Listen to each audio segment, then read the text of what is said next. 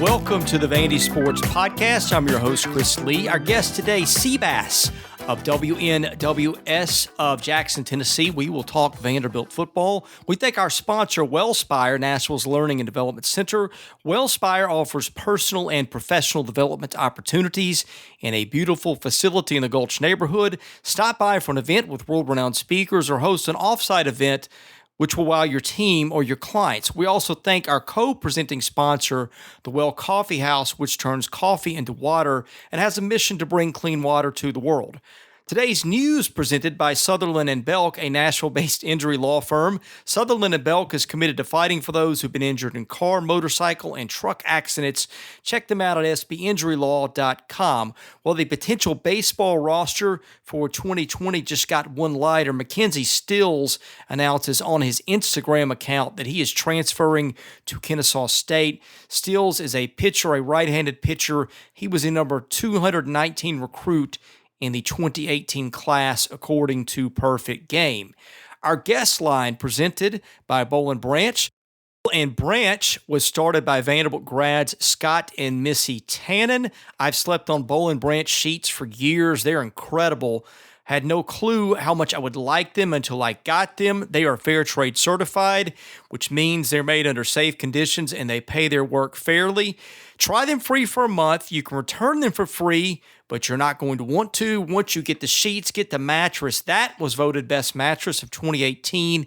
Go to bollandbranch.com. That is BOLL and branch.com. Enter the promo code Vandy. Get $50 off your first set of sheets.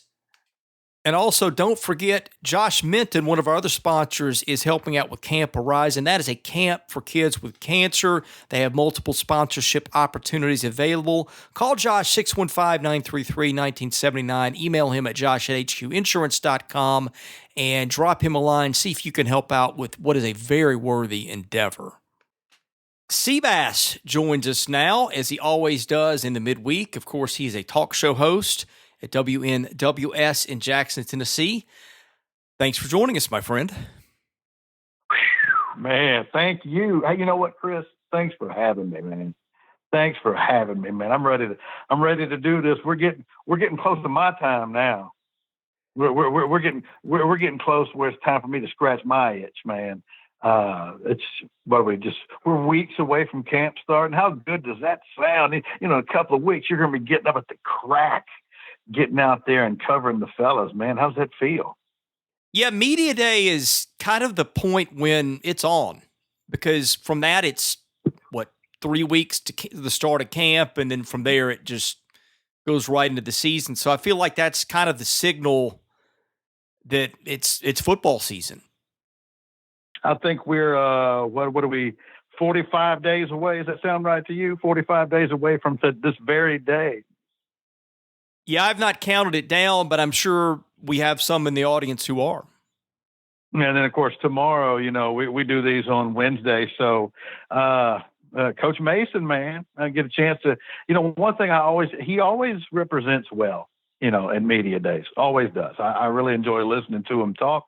Boy, and I'll tell you what, I don't know that he's ever had three more talented players, a talented trio as he's got with him this time.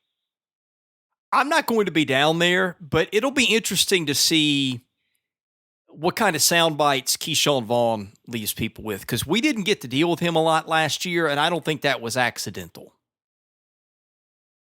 Yeah, you know, you watch some Key on social media and some things. He just, you know, I don't know him obviously, but he seems to be somebody who is. You're not going to have to wonder where he's at, you know, where he stands on something, and then not afraid to say what's on his mind. So we'll see. And but I kind of like the fact that, because, you know, it seems like he walks around with a chip on his shoulder. He plays that way. Good. I mean, I hope he feels slighted every single day of his career. He's an ultra talented young man, and yeah, you're right. I'll be interested to see what he has to say, because, you know, the truth is he's coming along. This is a banner year for running backs in the country. There's some really good ones in this conference, but there's good backs all over the country, you know. And there's some that think he might be a top 5 back in the country. And I'll tell you one thing: if he's a top 5 back in in this class, that's saying something, because there's some really good ones out there. How much attention do you pay to media days? I've not been in a couple of years. I just have too much freelance work this time of the year to go, and if I go, it's money out of my family's budget. Nobody's paying for me. It's out of my pocket. So I feel like I will get everything I need to get. That going to media days, it's not going to have an economic payoff for me. I'll watch from TV, but I don't get particularly interested by those. Some people do. Some people get all fired up for them and hang on every word. I just don't. I think they are very overrated. Well, I mean, a lot of the folks who get hyped up about it, they're thirsting for just about anything at this point, and it kind of signifies, how much you. I mean, the coaches come up there and surface stuff. They answer the questions that the reporters ask, so they can try to sound like they had the coolest or best question.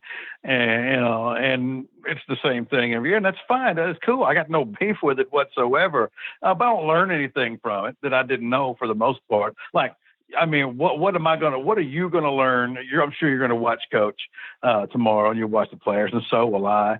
And they'll ask them about whatever, music is in their car and stuff like that. But you're not going to learn anything you didn't already know about your team. No, and I think you touched on it's the show of self-importance that sort of gets on my nerves with the look at me questions, which I didn't see as much this week when I've watched. But I just find the whole thing to be very overrated for what it provides, which is very little. Yeah, it's fun for the fans. There's no doubt it's fun for the fans. I watch them, but as far as what it means to me, it just means football's almost here. That's it. I much prefer, just digging in and finding out all about my opponents, depth charts and, who has what in this conference, and learning from that. Doing that type of homework, that to me is far more interesting than, what Jake Bentley's favorite meal is if he had one meal left. I don't care what his favorite meal is. Some people like the human side of things. I like the football side of things. So I wait for camps to open up and practice reports to start coming out far more than I will something like that. Now, on practice reports, I'm sure you don't have the word yet, or maybe you do. Do we know what coverage is going to be like this year, accessibility-wise? What I was told is it's going to be like spring, which was next to nothing. As I've said before, we saw about 3 hours, and probably half that was in the spring game, and I just don't feel like I learned much of anything. I feel like I'm going to go into this season, I'm not going to say they're a mystery, because my theory is always you kind of assume that the players you saw last are what they were, but a little better, because players mostly improve unless they get hurt or lose confidence, unless you're given reason to believe that otherwise. And I will not have reason to believe that otherwise. I've told you, we will get stuff, and we'll probably get some stuff from people who will speak candidly, and we'll put that where we can as we trust the sources. We do some of that. My thing is kind of like, okay, well, if you don't let me go to practice, I will just find leaks other places, which I've been able to do. Now, it's not as good as seeing with my eyes, but that's the way I handle my job. But I just don't feel like at this point, I don't know, I'm a little, and I guess I get it. I respect it. It's their program to run.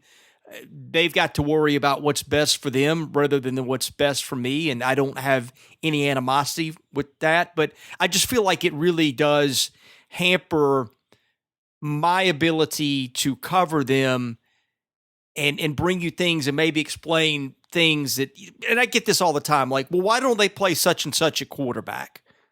Well, I know why they don't play such and such a quarterback, because I saw them all spring and all fall, and the guy that they're playing is clearly better. But that's what it kind of does, is when you don't have that context, you just say, well, I don't know. I guess they're playing the best guy, and you don't really, as a writer, get to lend that perspective. I am bummed about that. Now, is there part of me that's a little glad? Yeah, because I feel like if practice is on and I can be there, I always go, unless it's a thing where I've been 4 days in a row and I haven't seen the family, and then I'll take a break from it. But otherwise, if I'm given the green light to go watch a practice in August, I go because I feel like our readers and our audience deserve that. And it's my job to bring it to them. So part of me is kind of like, okay, that sort of relieves me of a block of time that's really scarce for me this time of year. But I think I would rather have the option to go, even if it does have me burning the candle on the back end, just because I'd like to know what I'm talking about. I feel like I'm better. I feel like I get, I don't know if enjoyment is the word, but more, I guess, professional satisfaction out of giving people an informed opinion that I just won't get to give them now in some ways. Yeah, yeah, and in a year like this, it's interesting because I mean, look, we both know the personnel outside of the transfers and the true freshmen. We know the personnel. But one thing that I would really like to see, and of course, and I get it all. I certainly do. It's the end result is truly the only thing that matters. That takes care of everything else. But like with Godowski, with his new role, I mean, he's the feature guy. Will we see something different? I'd like to have an idea, before August the 31st, but the less I know, the less Georgia knows. I guess is one way to look at that. But I would just like to have an idea, to be able to read some of reports from your work and whatnot about what we see. If there are any differences as we get ready for the 31st, some things that you can expect, some schemes, pace of play and things like this out of Godowski in this offense. These are questions that a lot of us would like to have that there's a real chance we simply will not know until August the 31st. And the problem with that, and, look, people can say what they want. Maybe I'm wrong. Maybe I'm the biggest moron in the world. But playing Georgia the first game of the season, really, I get it. I mean, you have to work your schedule the way you can work it. But, Jesus, you've got to find a way to play someone other than Georgia on your first game. I'm a big believer in starting off the season, things off, getting your confidence going, getting things headed in the right direction. And nothing does that like a win. I'm not saying you have to play Horsefly Tech, but Georgia, I just don't know. Outside of winning the game, I don't know what that tells you. Yeah, I'm with you. I mean, I think if they had a choice to play somebody else, I would imagine they would, but they don't. But I want to go back to a couple of things you said. Now, one thing, I say you get a pretty good idea of what's going to happen if you go to a lot of practices. And I feel like I do in terms of personnel and knowing capability. The limitations in that, even though if I could see everything, are you still don't really know how much a coaching staff trusts a guy or how much it feels secure with the guy. For instance, I last year, I thought that outside of Kalijah Lipscomb, their most gifted receivers were the freshmen. I didn't see Chris Pierce do a lot, but they will line up the veterans and go with them. And I'm presuming, coaches don't want to lose. You might question their decision making and maybe them valuing something to an extreme degree, but they don't want to lose. If they're lining, say, Chris Pierce up over Cam Johnson, that's because they think that gives them the best chance to win. I think that's one limitation. Even if you do go a lot, you still never know when push comes to shove, and players have got to line up and know their assignments. And when the quarterback calls an audible, to be able to react to it, you don't know how much a coaching staff trusts that till it hits the field. So that's a limitation.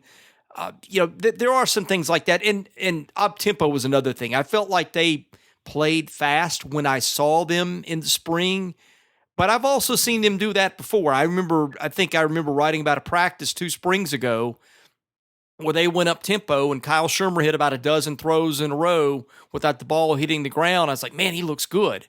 And then what happens when they get in the season? They don't use it at all unless they're down 7 points with a minute to play. So I feel like I learn more personnel than I do schemes. I feel like coaches have tendencies they kind of go back to that even if you see them practicing a philosophy, a lot of times they won't use it. Now, that is one thing I'm interested about. I feel like Derek took so much criticism for sticking to I don't know what the word for it is, for not going up tempo, that maybe he feels like he has no choice but to react to some degree this year if they're capable of it.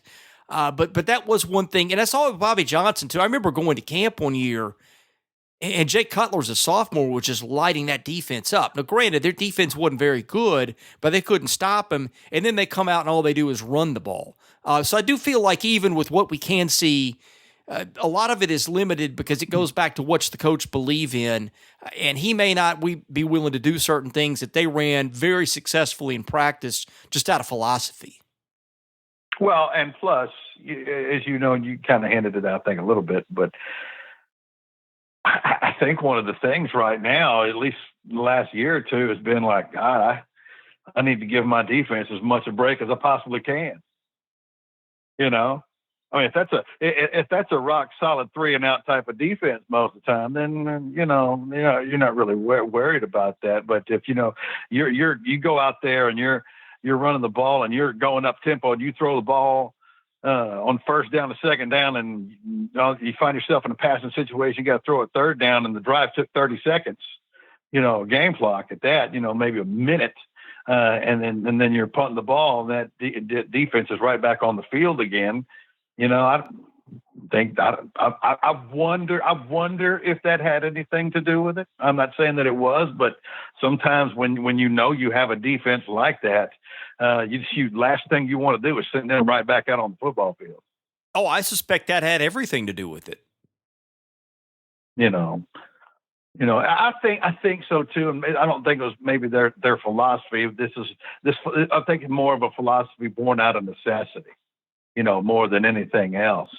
But, one thing I wanted to focus on this week a little bit was a couple of different players, a couple of cats maybe that we didn't talk, or maybe mentioned but didn't say something about or not enough about.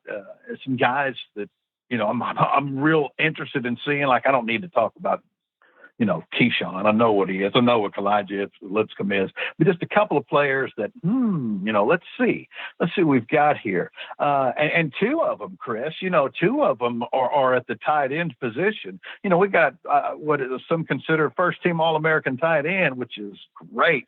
I love having a wonderful tight end. But, what about that next tight end? What about this young crop, the Ben Bresnahan and then Gavin Schoenwalds? And what will we see out of what's the role going to be for those two guys this year?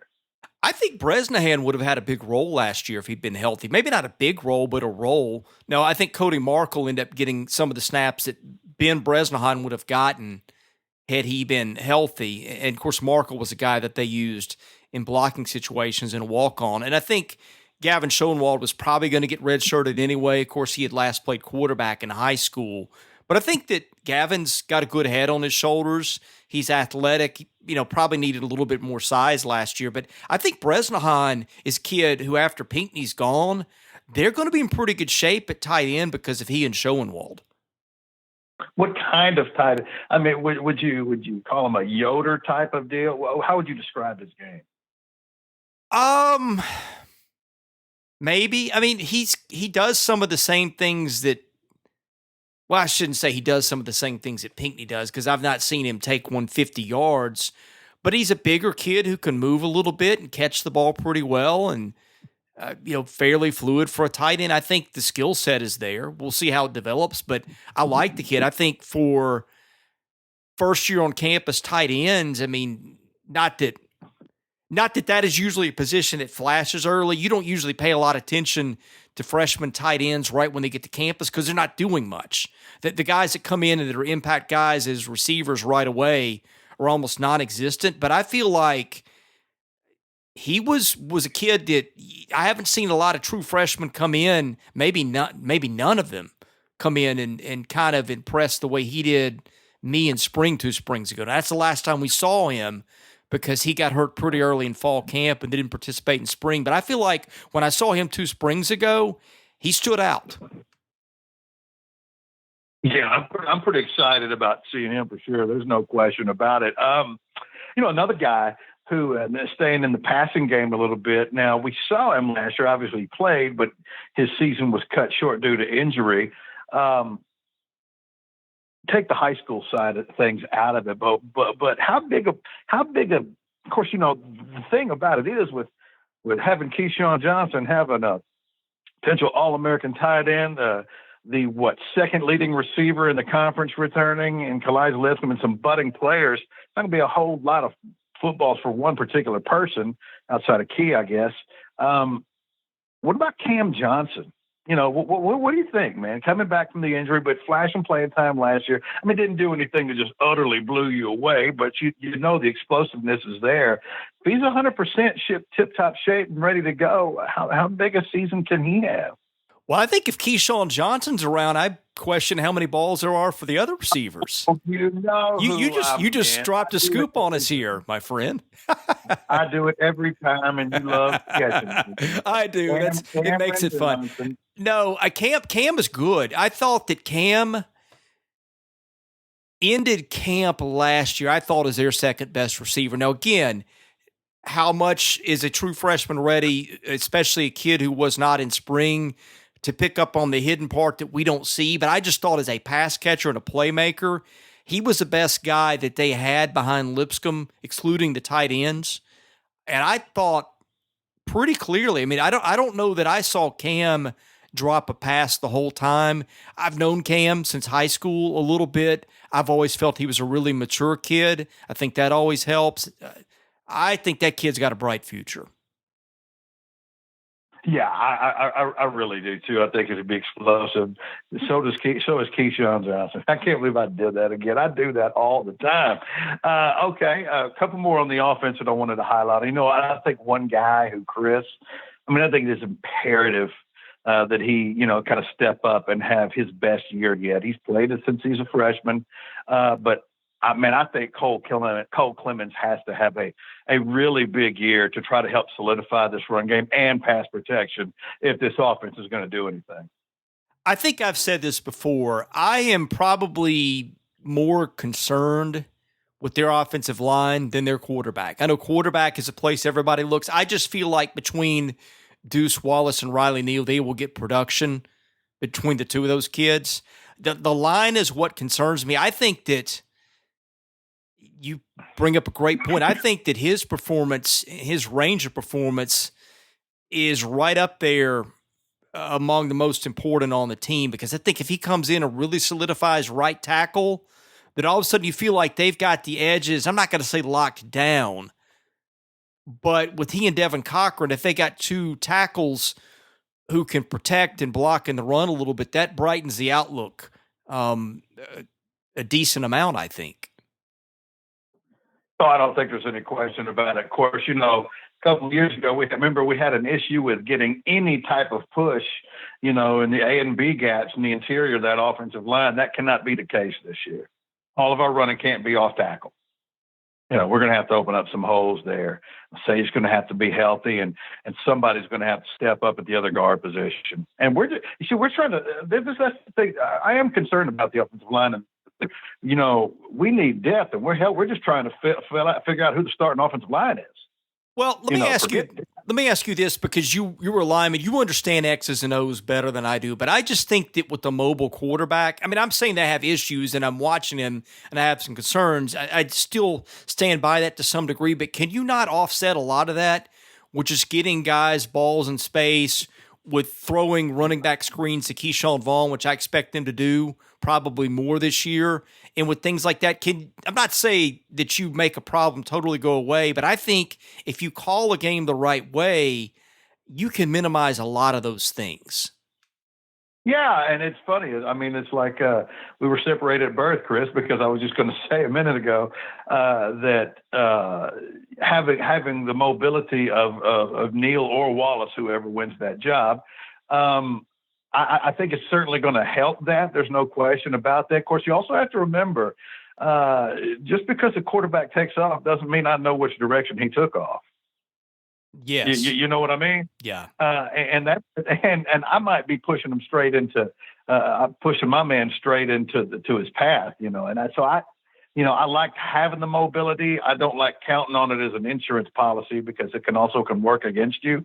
But I think at the end of the day, because Chris, really, what's cool is you've got a passing game that is pretty good on most of the levels. I don't know that I would say that we were highly effective deep.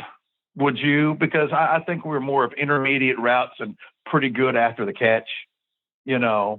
I think that's who we were. I don't think we made our living with the deep ball, and I don't think we'll make a living with it here this year either. But man, I'm sitting here thinking, man, if we can expand, a little bit past those intermediate routes and work the flats with our backs and stuff like that, man, I just think it may force the defense schematically wise, and look, where we might generally not be able to win these matchups in between the tackles.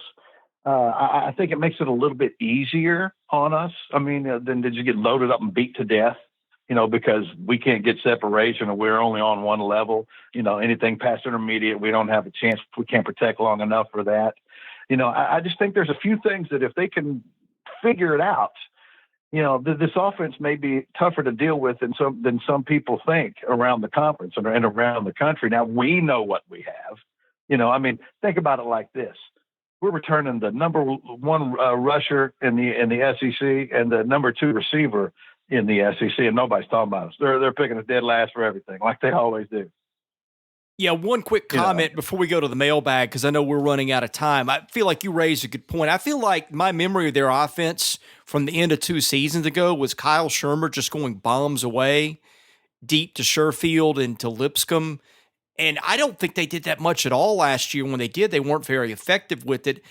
You look at Lipscomb's yards per catch. He went from a guy that was kind of a more explosive playmaker to a guy that was more of a move the chains guy. I mean, I think he averaged 10 and a half yards per catch, which was not what I'd expected out of him a year ago. It was really strange to see where they left off to kind of where they went with that offense. Now, they did some great things with it. I'm not necessarily being critical, but it wasn't what I had expected in that regard leading off from 2 years ago, the way that year ended. Yeah, and, I guess right now, if we were to say, who are the deep threats on this team, I would have to say C.J. Bowler and Rockman. I'm saying it wrong. I know I am. I know you know who I'm talking about. Well, that's because I've said it wrong. I think it's Rahman, but I think I've said this before. I think he is the most talented receiver in that bunch. And I saw him catch some deep balls. I'm not like deep balls where they throw it 50 yards in the air, but I'm talking a ball thrown 30 yards over the middle field where he just goes up and gets it like an NFL receiver does. I think to me, he is, and there's so many mouths to feed that I think he's the most intriguing guy on that offense in terms of the range of possibilities for him. Like, Lipscomb's going to get the ball a lot. Pinckney's going to have a lot of catches. Vaughn's going to get the ball a lot. He's the one where there's a big variable there. I mean, he could catch 15 or 20 balls, or he could catch 60. And I'm not so sure I don't want him catching 60. I think he's that good. And now, how did at the very beginning as the most what? I think the variability. I think he's their most talented receiver. I know people are going to think I've lost my mind, but just his raw natural ability, I think he is the most talented receiver on that team. Oh man, I don't think you've lost your mind. I know you've lost your mind. Now what you're telling me is that he's got the largest amount of physical gifts. Yes. He can catch it across the middle. He can beat you deep. He can run with it after the catch. I think that kid is really, really talented. Yeah, I see that, and I agree with that. But he is by no means the most talented. Elijah Lipscomb is by far and away the most talented receiver in that core. I mean, Elijah Lipscomb has shown the ability to do a whole lot of things that it takes to be a good, crafty receiver in this league. He's not physically dominant. He's fast enough. He has fantastic hands. He runs absolutely, I won't say beautiful routes. He's a good route runner, and he has known how to get separation from SEC defenders since he was a true freshman. I'm not saying he's a better receiver. I'm saying I think that he's got a gear that Kalijah does not have. I think he's the most talented receiver on the roster. I could be wrong. 2 years from now, he could have washed out and I look like an idiot. But with my eyes, having seen him, maybe a dozen times in practice and make a lot of plays when I saw him, I stand by that. I think that he and Pinckney have got the best pro futures among their receivers and tight ends on that roster. Man, that's awesome. I mean, that's big for us. If that's the case, man, and I love some of the receivers that we signed in this past class, and I really like Logan Kyle. So that's great, man. That is music to my ears. And I look, don't get me wrong, I think he's immensely talented. There's no doubt about it. I'm just very bullish about Kalijah because he has been just such a God, Chris. I mean, he's been so consistent for us since the time he got here. Oh, I thought he was their best player this time a year ago outside of Keyshawn Vaughn. I mean, I would watch he and Juwan Williams go head-to-head in practice, and Juwan couldn't stop him, and he got really frustrated, and they just about had a fist fight a time or two on the field, and I think it was out of Juwan just being exasperated that Lipscomb was making plays on him time and time again. But by the way, my friend, we better get to the mailbag if we're going to get you out of here on time. Well, yay. Okay, well, if you got extra time, we'll take it. I'm just trying to be sensitive to your needs. Yeah, no, you're good. Yeah, okay. I think that really prepped Juwan for the season, don't you? Yeah, I do too. And again, it wasn't the way I thought we'd see Keyshawn, good grief. Now you've got me doing it. I thought you'd see Kalijah used a little differently. He had a really good season, but it wasn't quite what I thought they'd do. Which again, I just think sets up this year to be really, they've just got so many options. I can't believe it's Vanderbilt I'm watching sometimes when I want to watch them in practice. But anyway, our mailbag is sponsored by Vanderbilt Fan and independent insurance agent Josh Minton of Brentwood. Are you in the market for auto, motorcycle, home, renters, or landlord insurance? What about life or commercial insurance? Call Josh at 615-933-1979. Email him at josh@hqinsurance.com. Follow him on Facebook at facebook.com/JD Minton. He's my insurance agent. I hope you will make him yours. Mac Fled asks, and this is a great question, what three players would be most devastating to lose to injury this football season? His three are Keyshawn Vaughn, number 1, Devin Cochran, number 2, Dio Odingbo, number 3. Jared Pinckney and cornerbacks Haney and Carrier Williams were the other ones he says he debated. Overall, I think this roster sets up for better handling of injuries than most teams of the past. That is a phenomenal question because I don't think the answer here is easy. I'll be honest with you. I think he nailed it. First of all, the question is fantastic. And I think the answers are 100% correct. I mean, let's think about this for a second.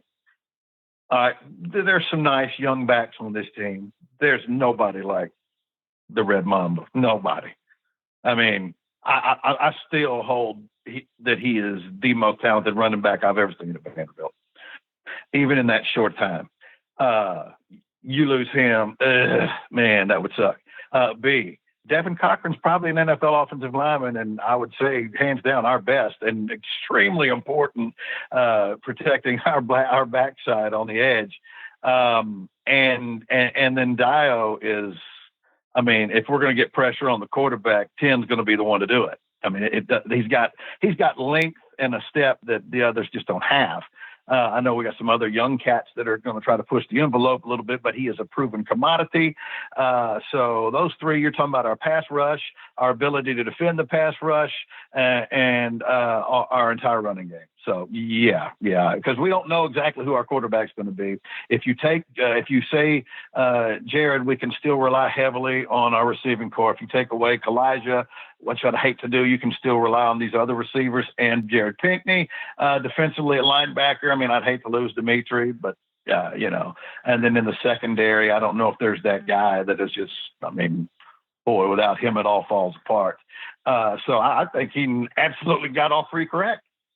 Yeah, I think he nailed it. Vaughn, of course, we saw what happened when he missed time. They didn't do anything against Kentucky. They did nothing against Florida when he was out. And, of course, they demolished Tennessee without him, which I don't think we would have expected to see them produce the way they did without him, given what we'd seen when they lost him in previous games. Cochran, I think, is a good one, too, because I just don't think they have another impact edge guy the level that he does if he's gone. Odingbo, another one that there's some projection in that, but based on the spring he had, I think that might be a really good call. Yeah, I can't think of anybody that I would switch in that list of three right there. I think that he absolutely nailed it. Good job, my man. Next one and last one from Mr. Vandy. Ask Seabass if he thinks the Purdue game is a key game of the early season since it's between Georgia and between Georgia and LSU. Before I answer that question, I did want to say one more thing on the previous question, if you don't mind, Chris. Man, look, now I think it's going to be this year, but one thing, and he was kind of a project anyway. But one thing that would really have helped is if we were more advanced with Jonathan Stewart right now. Oh yeah, that would have helped a lot. And that's a lot of pressure to put on one player, and I get all that. But I mean, if he were able to develop sooner, you're looking at 6'7" and damn near 6'8", right? Wouldn't you say with Jonathan Stewart? He's a little bit taller than Devin. Yeah, I think he's one of these kids that's probably every bit what they list him at. I think that he messed himself over by not reporting in shape last year because he was a guy that they think could be, and these are my words, not theirs, kind of a franchise tackle if it works out, but they also knew that if it didn't work out, he could be a bust, and so far he's been more of that. Now, when I had Bruno Reagan on our show back in January or whenever that was, Bruno spoke highly of him and thought that he might be a breakout candidate. But we'll see. That's a good catch because that's one to watch because there's a very large variance of outcomes there with him, but he's got to get himself on the field first, and he was nowhere near that when we left off last season. No, we need a healthy Jonathan Stewart and a productive one, and we need a healthy Bryce Bailey. They need both of those guys. I know injury got Bryce, but they need. I really hope that he can be a factor this year because if our offensive line goes well, I feel a little bit better about it. Now, the other question about the Purdue game, I think so. I don't really think there's any way around it. Look, Purdue at times. Looked real good. I mean, remember when they curb stomped Ohio State, and it was not luck. I watched that game. They were legit, and Purdue can be extremely explosive. They got a great offensive-minded head coach, and they got a couple of players in there, and of course, they got my favorite sophomore that's not a Vanderbilt Commodore, and Mondale Moore, who is ridiculous. Who came out last year as a freshman, just blew it up. I mean, you talk about electric, my goodness.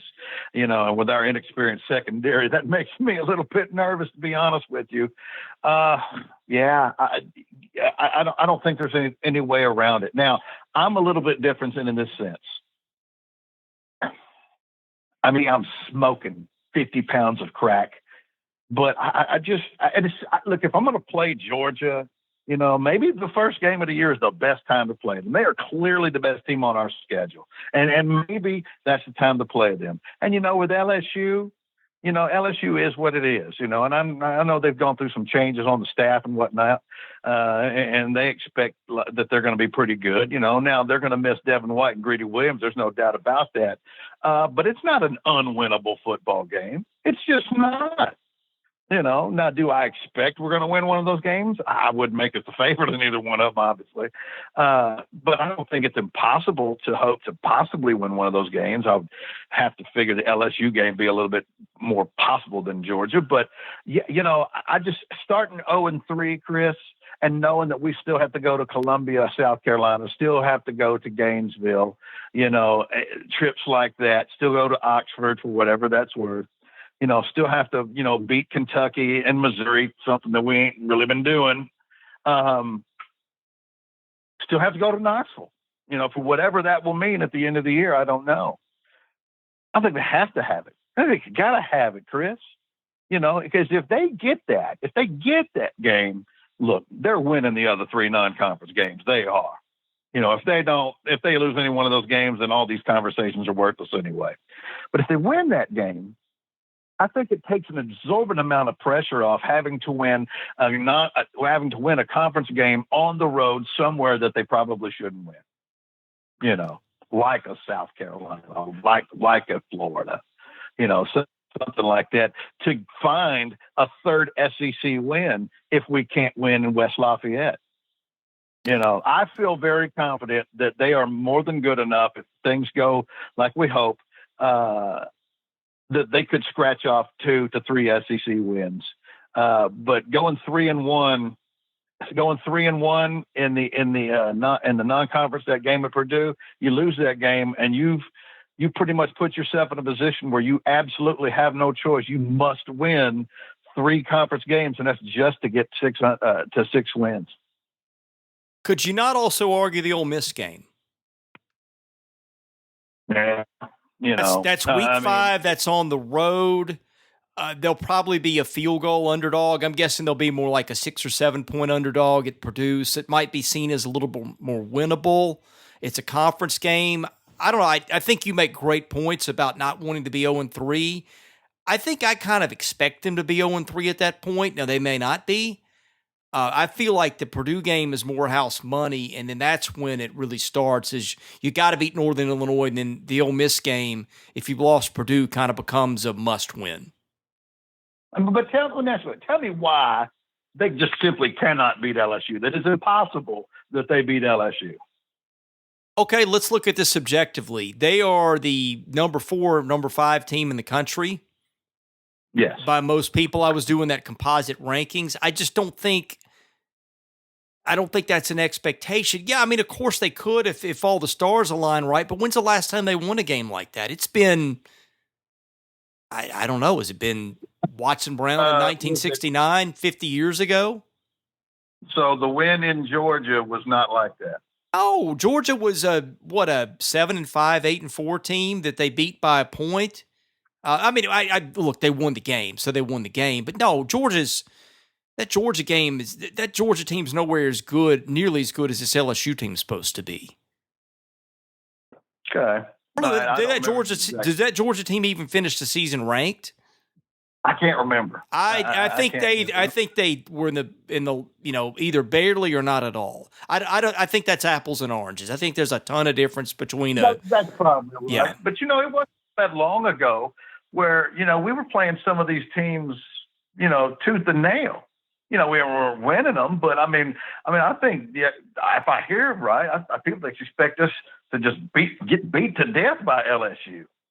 And maybe that happens, maybe it does. But again, look, we've got a lot to defend.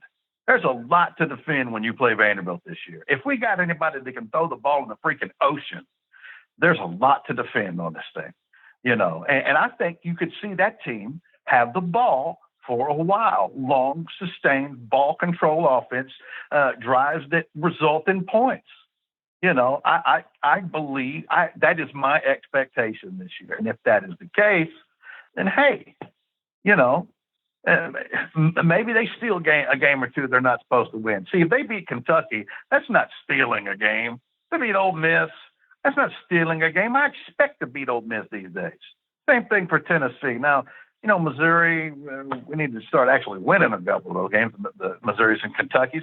But beating those teams is not something that is going to just really catch everybody's attention. They have to win at Georgia. They have to win in LSU. And, for whatever they are, they got to win in Gainesville. They got to win one of those somewhere along the line if we're going to be taken seriously. I don't expect to beat Georgia. I don't think that we will, but, let's just say we give a good account and then win. Let's say they even steal one in West Lafayette. Out of the realm of possibility that a pretty decent Vanderbilt team couldn't hold its own at home against LSU? I don't believe that. No, I'm not saying they can't hold their own. I'm not saying they can't even take that into the fourth quarter. We've seen that at times. I'm just saying if LSU is as good as everybody thinks LSU is, and I don't know whether they are or not. I still don't know that Ed Orgeron is a coach to lead them to a top 5 season. I have my doubts. I need to dig in on that a little bit more. I'm just saying, I think in our lifetimes, I don't think they've ever beaten a team that wound up top 5 in the country. Maybe not even top 10 in the country by season's end. So I just think that you're looking at the odds of them pulling that off if LSU is what everybody thinks LSU is, are not good. That's fair. I mean, I'll ride with that. But I'm going back and looking last year. Okay, at LSU's team last year, they blanked. Actually, you know what? That was 2017. But I'm gonna go back. What I want to do is go back and look at LSU's schedule and see what they did last year. LSU. Well, they beat the snot out of Georgia. I remember that much. They absolutely did. There's no question. I'm sitting there looking. Okay, here we go. Lost to Florida by 8, and that's that same Florida team that Keyshawn Vaughn doesn't go down. Make sure I said it right and didn't say Keyshawn Johnson. Keyshawn Vaughn doesn't go down. Vanderbilt's winning that football game. What do the people say on Twitter? Don't at me or change my mind or something like that. That game could have gone either way last year. Let's see. Arkansas. They beat Arkansas by 7 in Baton Rouge. 7, Chris. That's the same Arkansas team that middle schedule. We went in there and pimp slapped them in Fayetteville. Beat them by 7.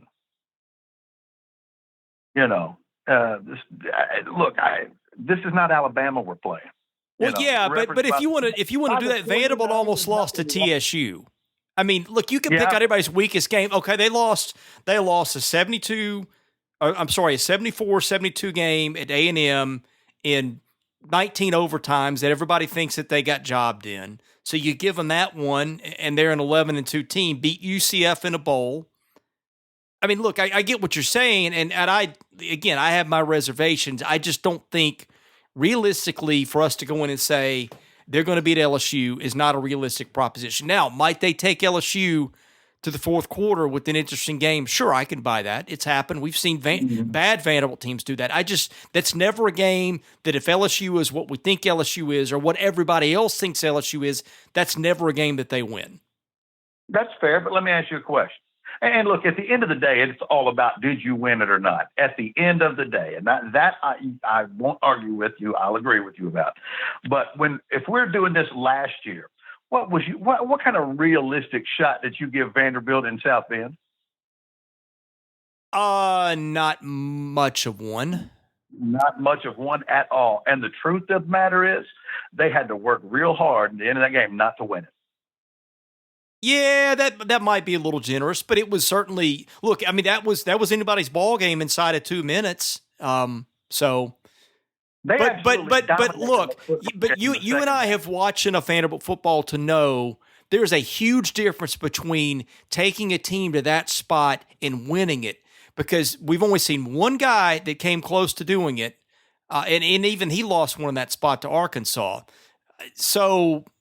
I just think, yes, I've seen bad Vanderbilt teams take top 10 teams to the wire, and you say they almost did. I just think it's more than coincidence that it was an almost rather than a W.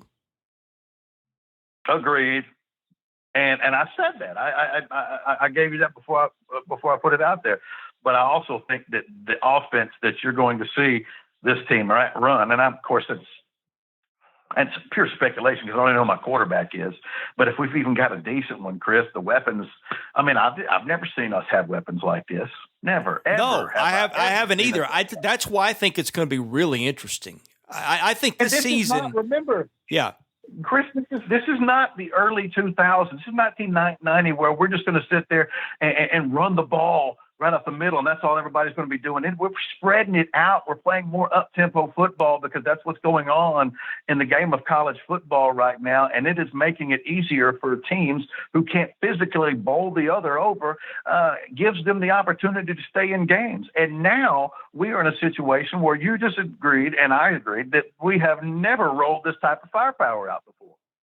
I think from a pure speculative A lot of stuff can happen.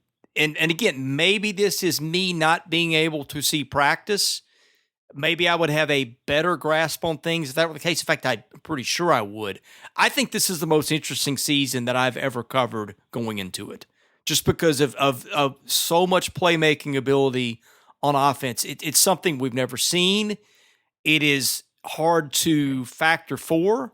I think a lot of that's because the defense could give up as much as I think they're capable of scoring. I just think from a what could happen standpoint, I think this is the most interesting season going into it that I will have ever covered. And I've been doing this since '03. Man, I agree. And do you have I mean, look, we're not even in camp yet, so I understand. But do you have any kind of gut feelings that maybe there's something good could happen this year type of deal? Do you have no feeling about it whatsoever? Because I think, man, and maybe I'm reading the pulse of it all wrong. Maybe, I don't know. But I feel like that Vanderbilt fans are in a kind of a quiet confidence right now. I know we have questions. We could get beat up a little bit along the way, but I think that people are drastically underestimating this team and what they might be capable of doing. That's the vibe I get, but for disclosure, I heard some of the same talk last year. I remember one of Bobby's teams ended practice with like the chant of Sugar Bowl, and they thought they were going to be really good. And I think they won, 3 or 4 games, maybe 2. I mean, you look, I've heard it. I'm not saying it means nothing, but my experience is it's meant nothing. Right. But that's, and that very well may end up being what it is. But isn't that the beauty of college football? Every season is a season all unto itself. I mean, it's, possibilities are endless each and every year. Yeah. I think more so this year than any team I've covered.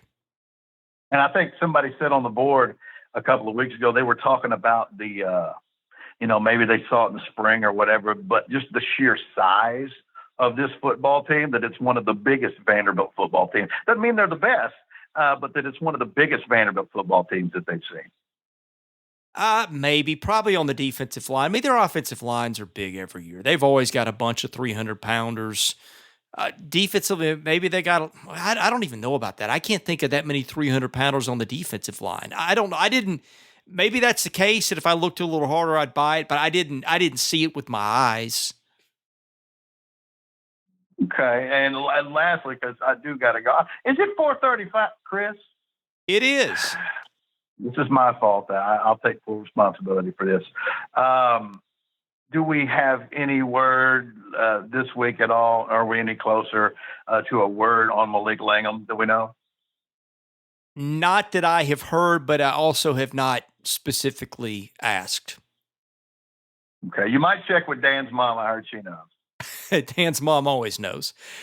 Hey, so I can get you out of here, and thank you for sticking with us a little extra today. Tell people where they can find your show, where they can follow you on Twitter. Man, you should listen to my show because it's good. I promise. At 6 o'clock to 8 o'clock, Monday through Friday, in Jackson, Tennessee. It's called The Cheap Seats on 101.5 FM. And you can also find me on Twitter at Cheap Seats Bass. He is Seabass. I'm Chris Lee. Thanks for listening to the podcast. We should drop one more episode later in the week, so look for that. Thank you for listening, as always, to the Vandy Sports Podcast.